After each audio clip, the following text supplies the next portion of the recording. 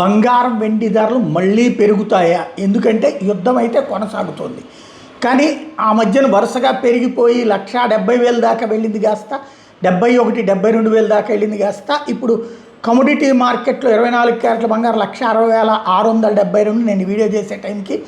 అదే సందర్భంలో ఫ్యూచర్స్లో 1,51,000 అంటే ఈ 22 క్యారెట్ల బంగారంకి వచ్చాడు. సిల్వర్ వచ్చేటప్పటికి 2,66,150 ఇది కమోడిటీస్ మార్కెట్లో ఉంది.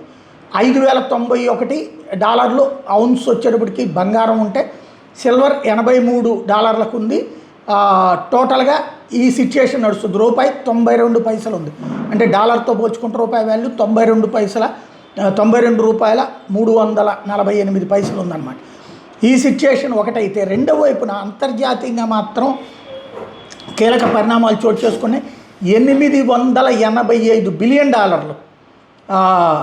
గోల్డ్ సిల్వర్ వైపుకి 120 నిమిషాల్లో ఇవాళ మార్కెట్లు తెరవగానే అటుకు డైవర్ట్ అయిపోయారు జనం. సంచలనాత్మకమైనటువంటి పరిస్థితి.